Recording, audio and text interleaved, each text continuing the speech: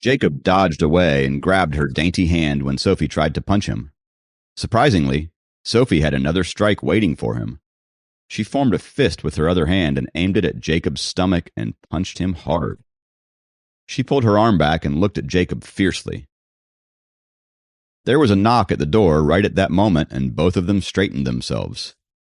"Come in," announced Sophie, and Dracon pushed open the door and entered. "How's the tutoring going?" he asked as he walked over to Jacob.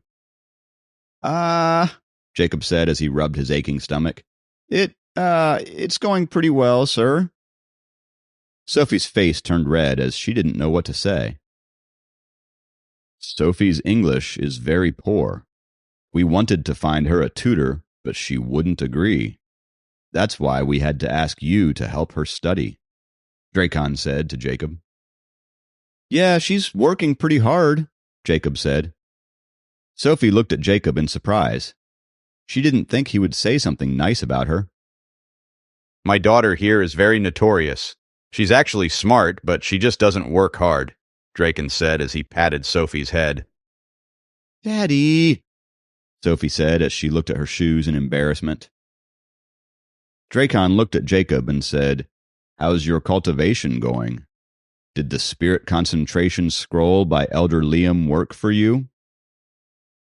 "Nothing seems to be happening," Jacob replied. "Take your time." He put his hand on Jacob's shoulder and said, "Come with me." He led Jacob to the attic on the top floor. Sophie was curious and followed them. This is Sophie's mother's studio at home, but she normally doesn't use it at night. After you finish tutoring Sophie, you can come here to cultivate, Dracon said. Jacob looked around. The studio was smaller than 10 square meters, but it was decorated elegantly and seemed cozy.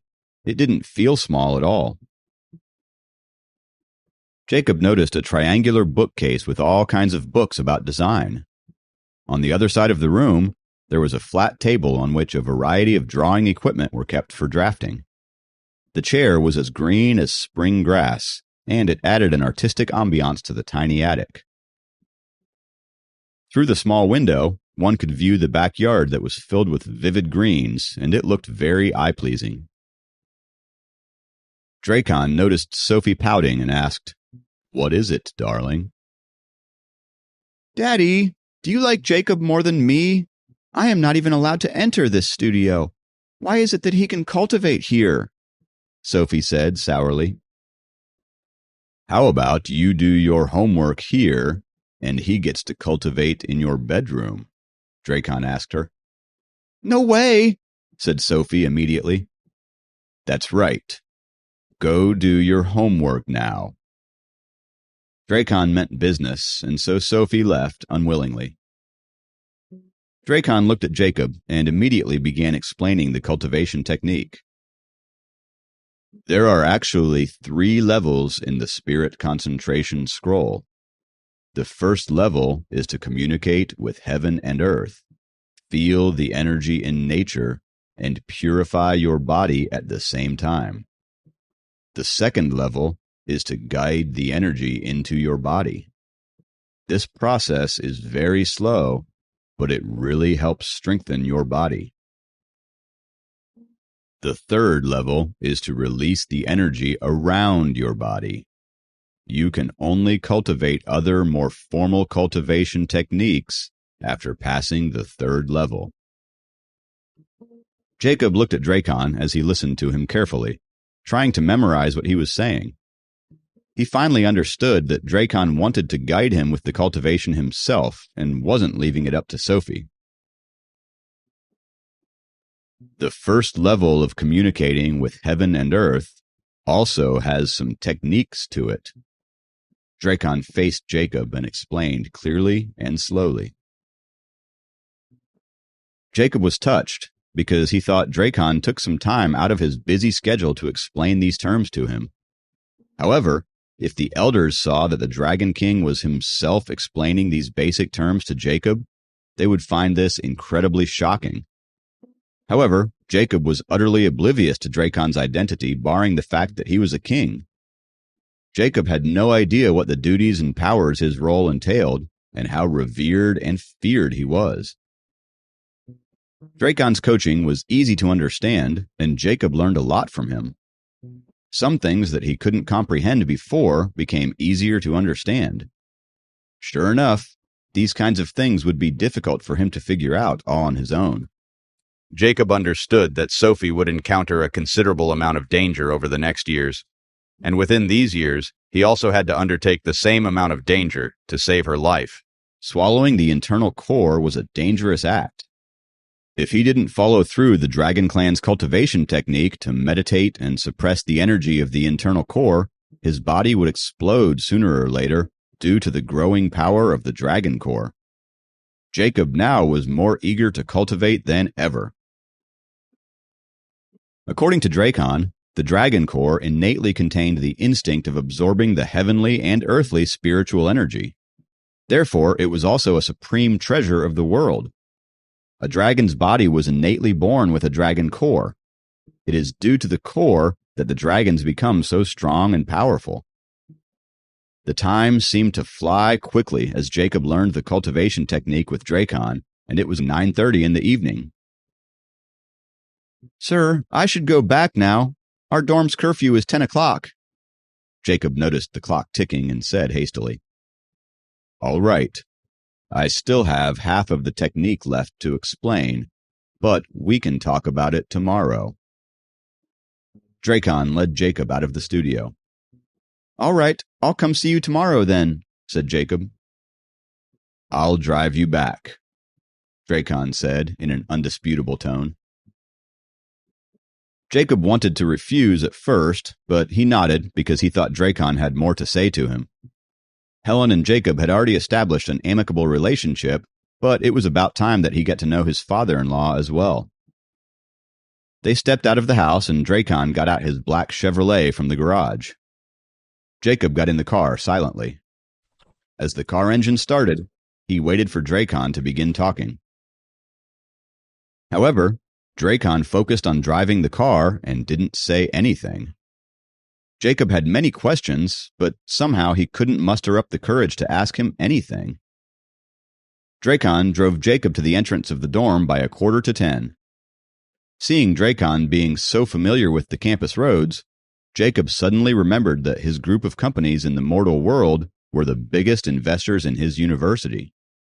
His firm donated heavily and was responsible for building the stadium, the library, and the new media building. Jacob kept getting impressed every minute in Dracon's presence. "Come again at the same time tomorrow and tutor Sophie after dinner," Dracon said after he parked at the entrance of the dorm. Okay, thank you, sir, Jacob said as he got out of the car. Dracon nodded and drove away. Jacob dragged his feet to his dorm. He was tired. As soon as he reached his floor, Sam and others surrounded him. Hey man, since when do you get round-trip services in fancy cars? Are you dating a rich girl? I'm not dating anyone. I just finished tutoring someone and her dad drove me back.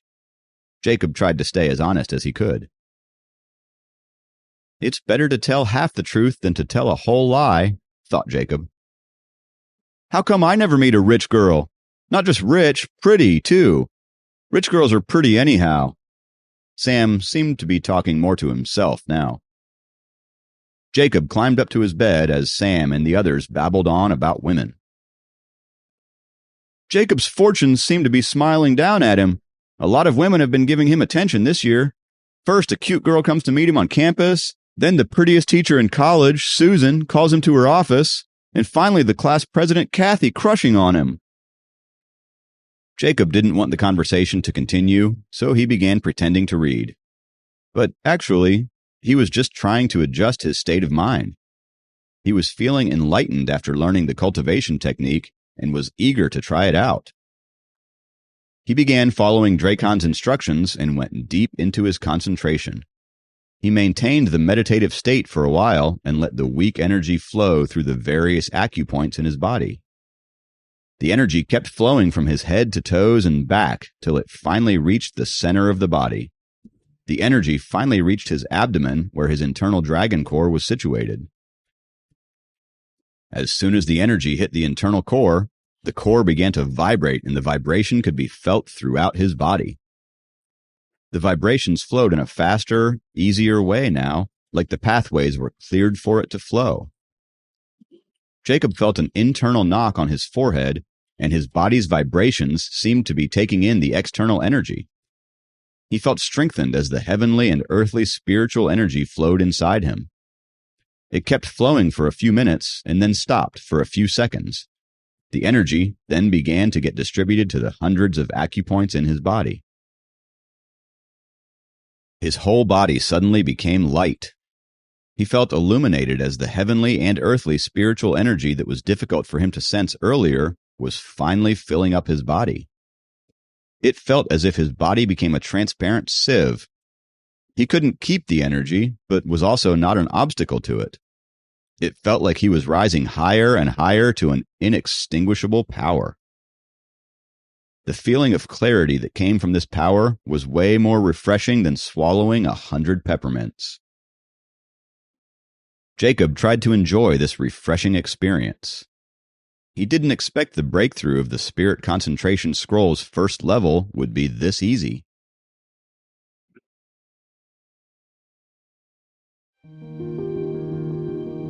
Please subscribe to the Pocket FM YouTube channel and press the bell icon for instant notification. Check out our channel for more such exciting shows.